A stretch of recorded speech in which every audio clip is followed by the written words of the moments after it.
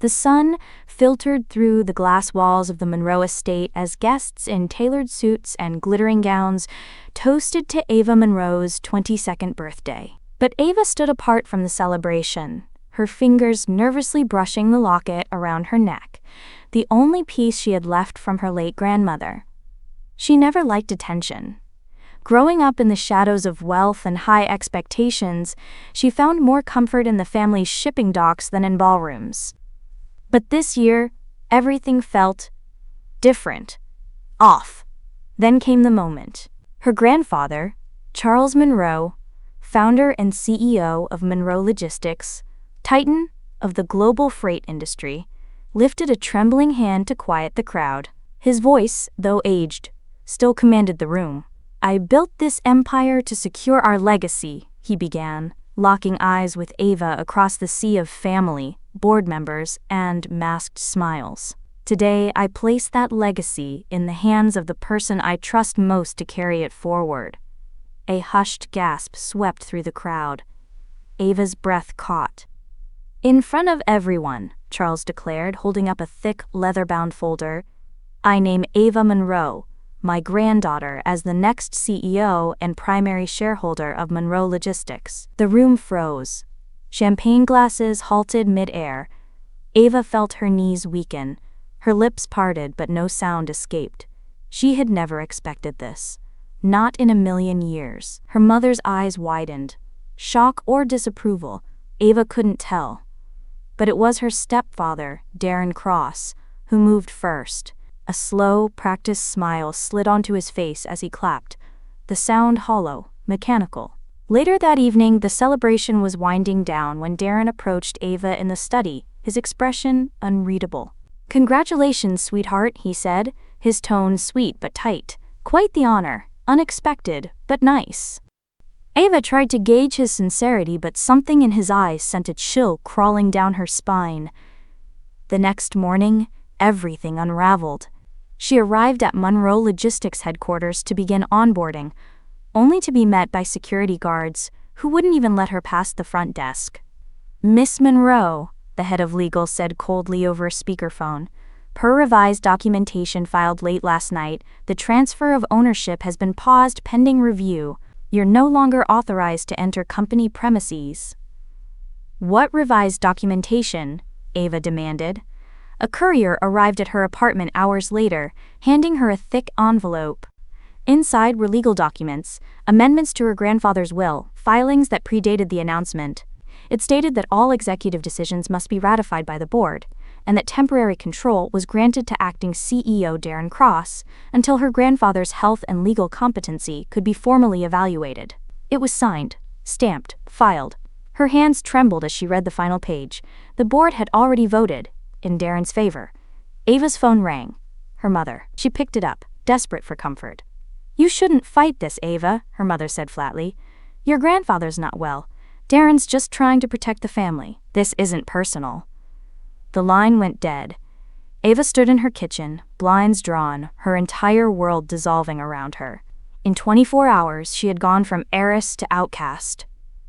But as she stared at the locket around her neck, her jaw tightened. This wasn't over. Not by a long shot. Ava Monroe sat alone in her apartment, still wearing the same blouse from yesterday's wreckage. Her phone had been vibrating nonstop. Reporters, social media trolls, distant relatives suddenly curious about her temperament. She didn't answer any of them. Not even Liam, her childhood best friend, whose calls had grown increasingly worried. Outside, the city buzzed like nothing had happened. Inside, Ava's world was splintering. She turned on the television, half hoping for some sign that this nightmare was being fixed behind closed doors. Instead, the morning financial segment showed her grandfather's face fading into black and white as the anchor announced, "Breaking news. Sources confirm Charles Monroe may be suffering from advanced cognitive decline." Sources close to the family say the once brilliant CEO hasn't been seen in weeks and may have been pressured into a questionable decision regarding company succession. And then came the dagger. Meanwhile, acting CEO Darren Cross has stepped in to provide what insiders call stability during this chaotic time. Board members claim his actions are in the company's best interest. Ava threw the remote across the room. The screen cracked, her reflection distorted in the shattered glass, just like her reputation. She couldn't reach her grandfather. His private number was disconnected. The estate was reportedly locked down, and no one at the company would talk. Every path she tried to walk ended in a dead end or a slammed door. She needed her mother. Surely she would understand. Would help. Still in yesterday's clothes, Ava drove to the gated mansion in the West Hills. The iron gate, once opening freely to her car, refused to budge until a guard came out to verify her identity. Since when did they need verification for her? Inside, the marble foyer gleamed under chandeliers, cold and distant. Her mother sat in the drawing room in a silk robe, sipping coffee as if everything was normal. Darren, ever the vulture, stood near the fireplace, arms crossed. "Mom," Ava said, her voice cracking, "you can't actually believe I forged my way into that succession. You know Grandpa meant for me to have the company." Her mother glanced at Darren before responding. That small delay sliced through Ava like a blade. "He's not well, Ava," she said calmly. "You know how stubborn he can be. He's been slipping for months. Darren had to step in, for everyone's sake." "For everyone's sake?" Ava's voice rose. "Or for yours? You didn't even call me after they locked me out." "You need to calm down," Darren interjected smoothly. "You're under a lot of pressure, and you're not thinking straight. This behavior? It's why the board didn't trust the decision." Ava turned to her mother, her eyes welling. "You believe him over your own daughter?" Silence. Then a long sip of coffee.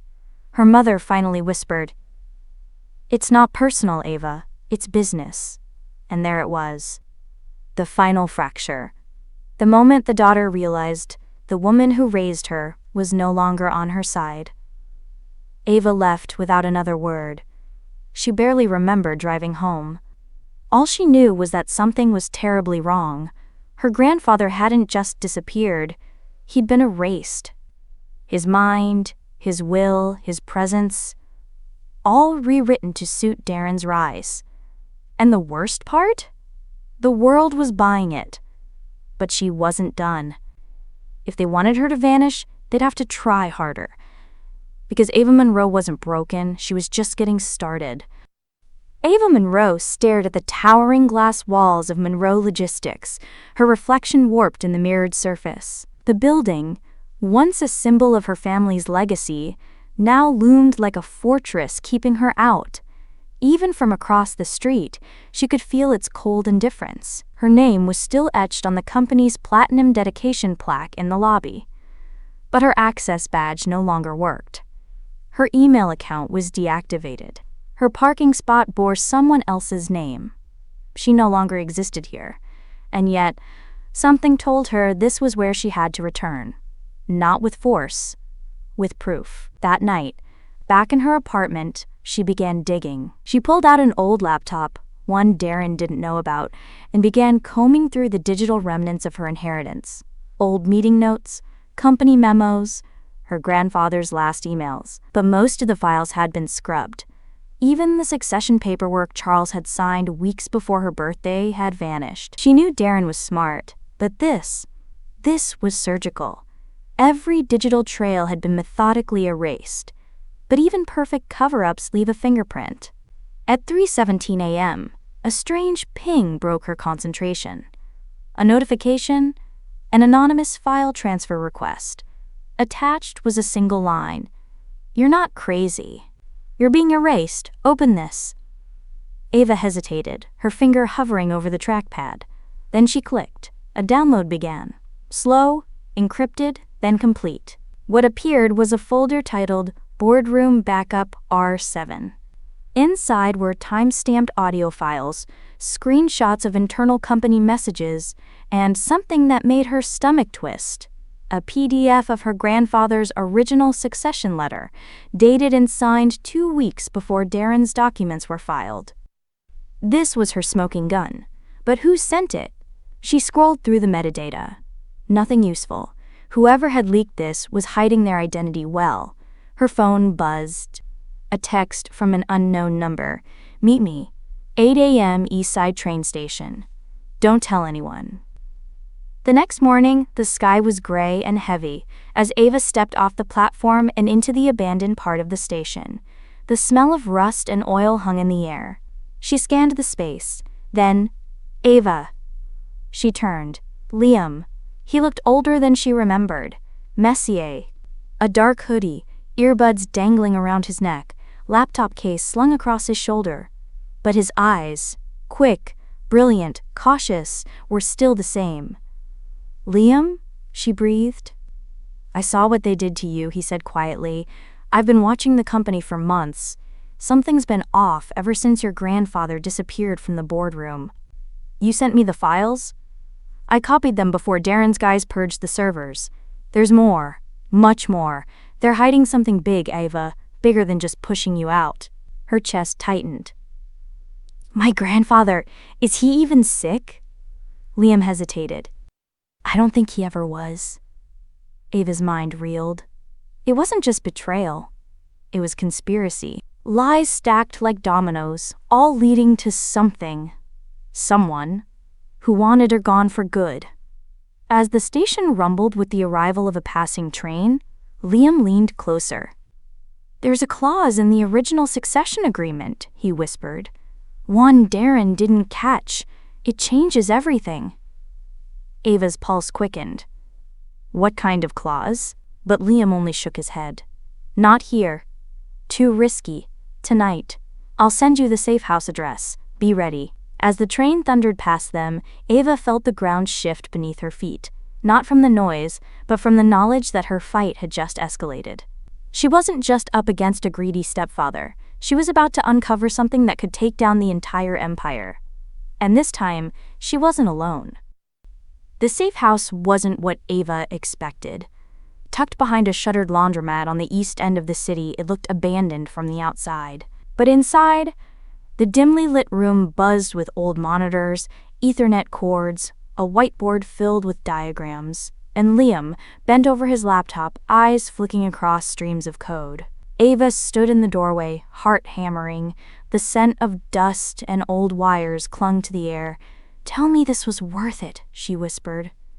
Liam looked up, his expression unreadable. Then he turned his screen toward her.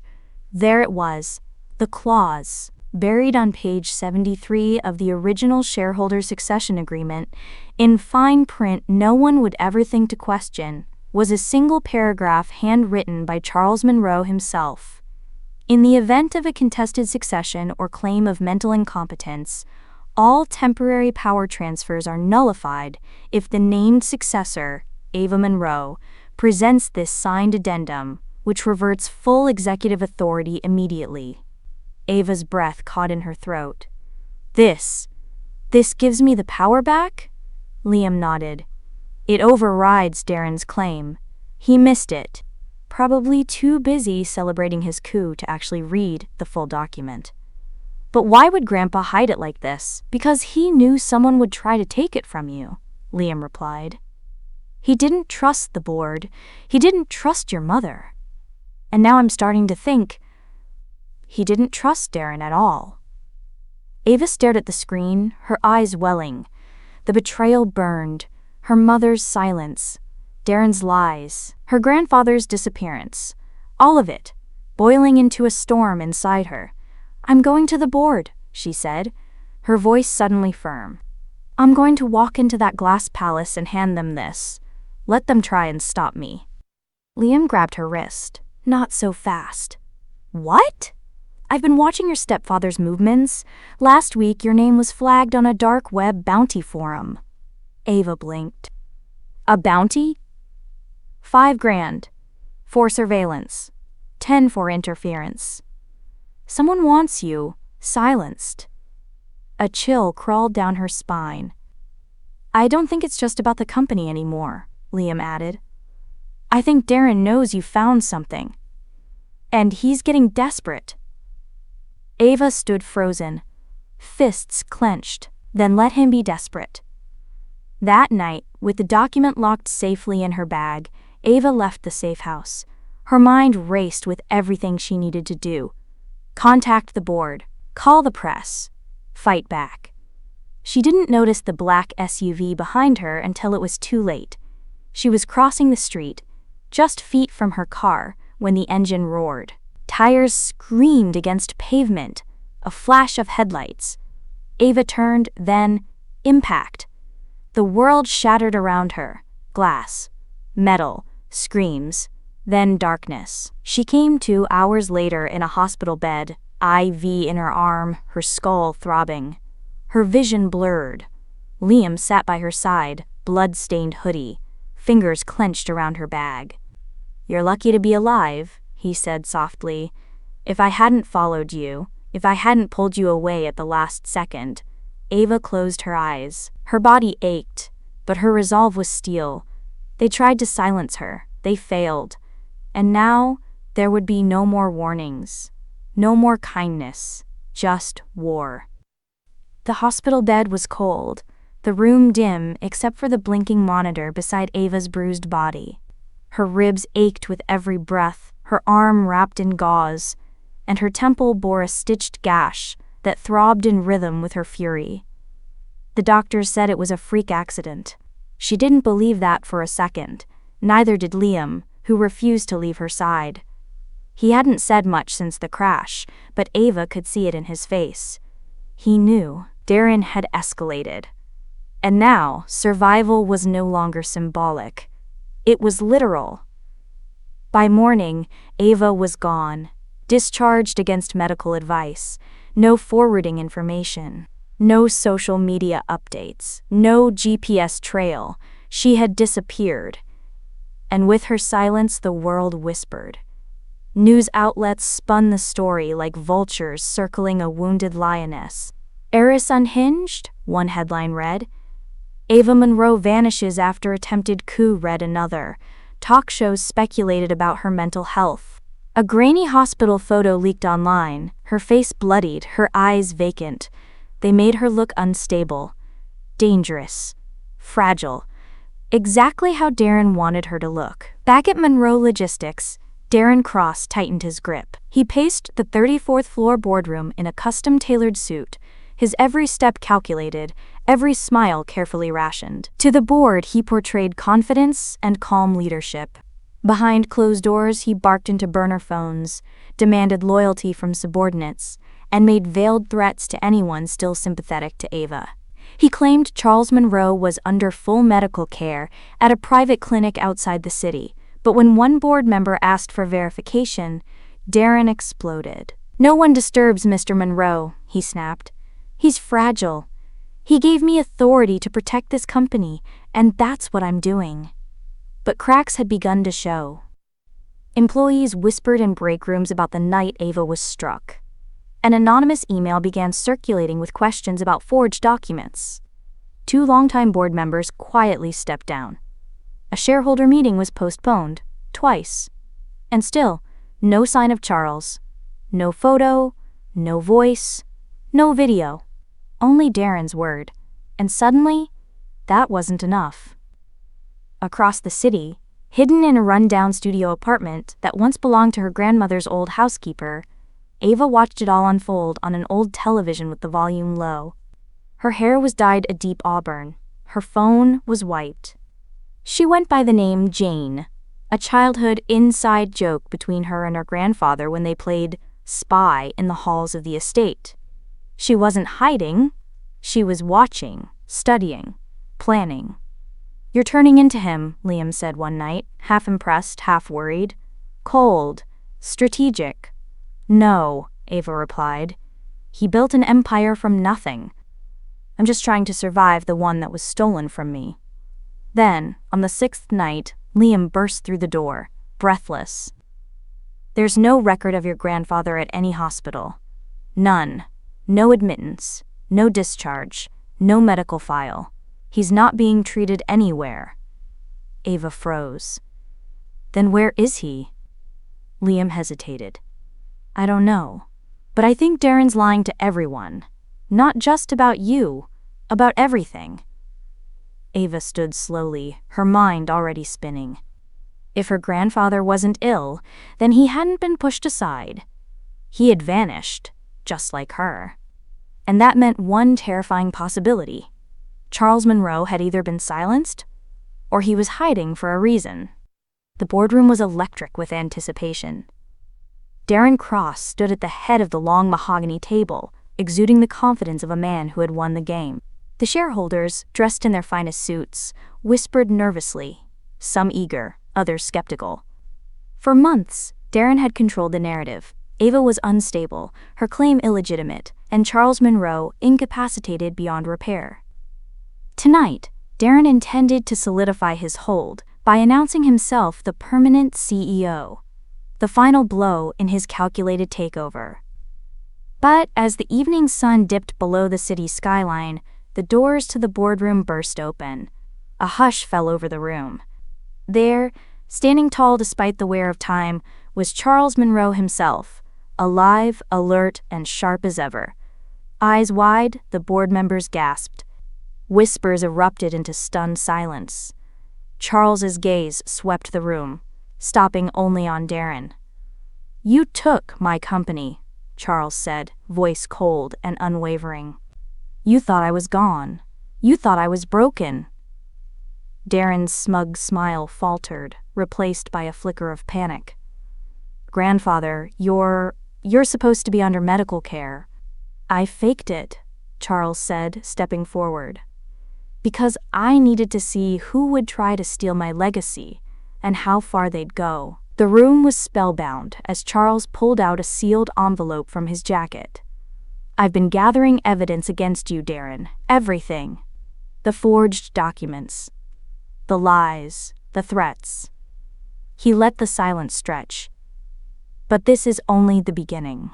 Turning to Ava, who had slipped quietly into the room, Charles smiled warmly. "My granddaughter.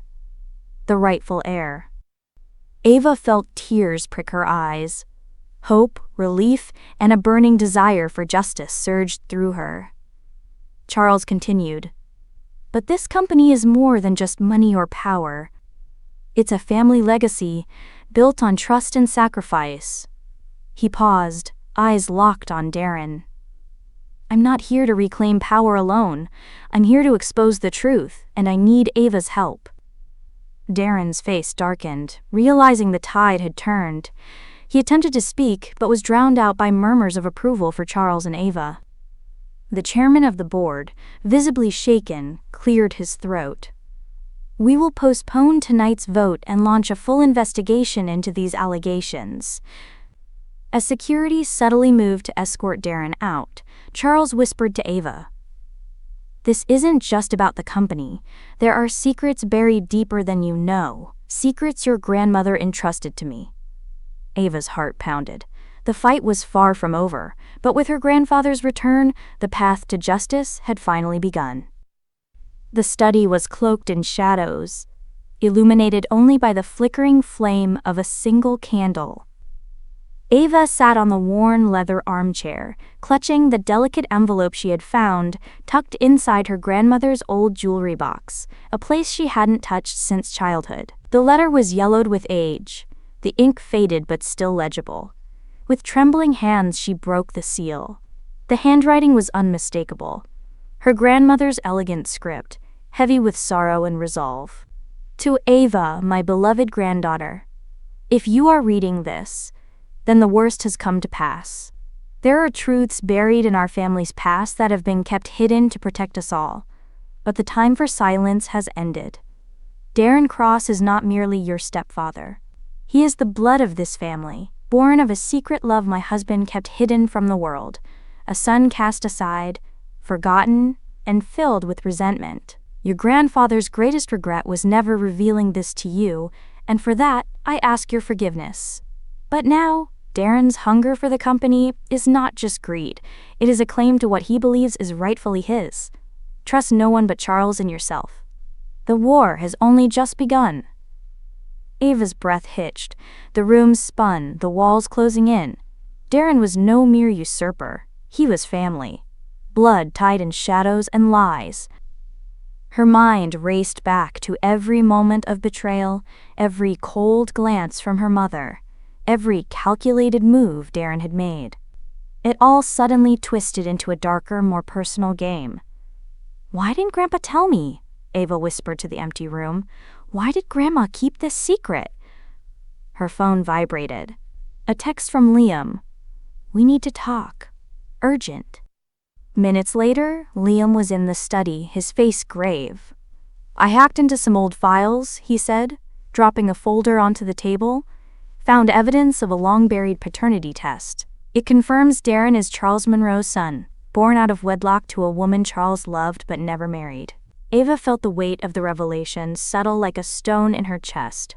Her enemy was a son scorned, hungry for a legacy denied to him. "Darren believes the company belongs to him," Liam continued. "But this changes the stakes. He's not just fighting for power, he's fighting for identity." Ava's fingers clenched the letter tighter. "Then it's no longer just about reclaiming what's mine. It's about unmasking the lies that have poisoned my family." The room grew cold, the flickering candle casting long shadows as Ava made a silent vow. Darren's blood claim might be real, but so was her right, and she would fight to expose every secret he tried to bury. Suddenly, the phone rang. An unknown number. Ava answered, her voice steady despite the turmoil inside. "Who is this?" she demanded. A low, chilling voice replied, "You're digging too deep, Ava. Some secrets are better left buried. Stop now, or lose everything." The line went dead. Ava stared at the phone, determination hardening in her eyes. The war had become personal, and this time there would be no mercy. The boardroom was a war zone disguised as a meeting. Around the long, polished table sat men and women whose polished facades barely concealed the simmering tension beneath. Half the room's eyes flicked anxiously toward Ava, the other half rested protectively on Darren Cross, the man who had clawed his way into their ranks with a venomous smile. The atmosphere crackled like static electricity as Ava rose to speak, her voice steady but edged with steel. "I've come with proof that Darren's claim to Monroe Logistics isn't just a hostile takeover. It's built on lies, forgery, and deception," she declared, sliding the sealed letter from her grandmother across the table. Murmurs erupted like wildfire. Board members whispered, exchanging glances as the air grew thick with suspicion and doubt. Darren's lips curled into a predatory smile. "Such theatrics," he sneered. "What Ava presents are mere stories and rumors, nothing legally binding." "But the facts are clear," Ava shot back. "The paternity test, the hidden clause, the forged documents, it all points to one truth. Darren has manipulated this company for his own gain." Across the room, alliances shifted like sand. Some nodded cautiously in her favor. Others clung to Darren's narrative, fearful of upheaval or blinded by loyalty. Just then, the tension shattered as an aide handed Darren a tablet. His face paled imperceptibly, but the mask remained. "What is it?" Ava demanded. Darren's eyes flickered over the screen, then narrowed. "Surveillance footage. Footage that proves Ava's mental instability and erratic behavior over the past months." He played the video, a grainy, heavily edited clip showing Ava pacing anxiously, speaking to herself, sometimes faltering in her words. Gasps filled the room.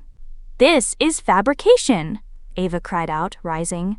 "They've doctored this." But the seed of doubt had been planted. Liam, watching the meeting remotely, felt the sting of betrayal.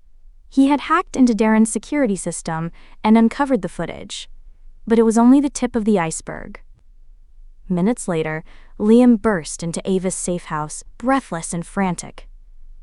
"They're not just trying to discredit you," he said. "They're building a dossier. Secret recordings, intercepted calls, anything to make you look unstable. Darren's pulling every dirty trick." Ava's jaw clenched. "Then it's time to turn the tables." Back at the boardroom, whispers grew louder. The shareholders were divided, the vote on Darren's leadership postponed indefinitely. The company was fracturing, and in the shadows, a new player moved. A familiar face from Ava's past, once an ally, now a potential traitor, sent an encrypted message to Darren. Ready to finalize. She's more vulnerable than ever. Ava's world was closing in, but she had one final card to play, one that no one expected. Because sometimes to win a war, you have to burn the battlefield. The dim light of the safe house flickered against the walls as Ava stared at her laptop, eyes sharp and calculating. The war for Monroe Logistics had turned ruthless, and she wasn't playing by anyone's rules anymore. Liam sat beside her, fingers flying over the keyboard as he unleashed their digital assault.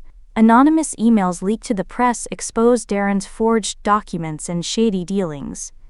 Insider tips to skeptical shareholders sowed distrust within the board. Corporate sabotage disrupted Darren's carefully orchestrated operations. Each strike was precise, surgical, designed to unravel the empire Darren had built on lies.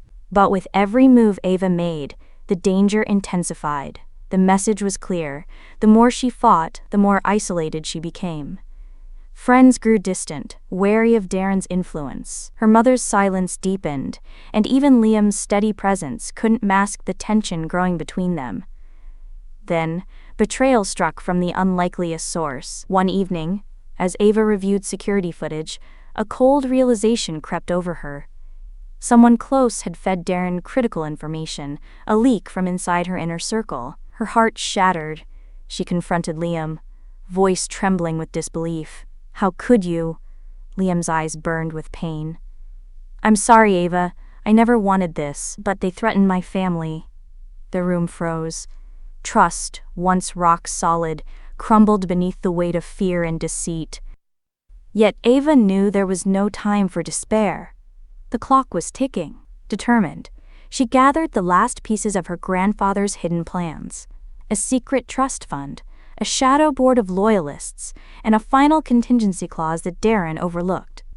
With everything on the line, Ava took a bold risk. She hacked into the company's live shareholder meeting broadcast, hijacking the feed to expose Darren's crimes and reveal the truth about his illegitimate claim. The boardroom erupted in chaos as shareholders watched live evidence of forgery, intimidation, and corporate theft. Darren's smug facade cracked, his threats dissolving into desperation. But just as victory seemed within reach, a shocking revelation shattered the moment.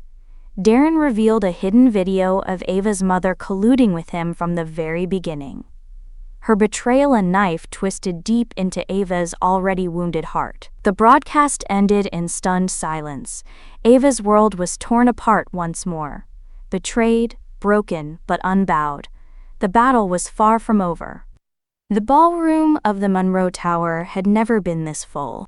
The annual shareholder meeting was meant to be a celebration of wealth, power, and prestige, a glossy parade of suits and sound bites. But this year, the air crackled with tension. Cameras lined the walls. News outlets whispered about the Monroe family civil war, the board's implosion, and the long-absent heir who'd gone from prodigal granddaughter to public threat.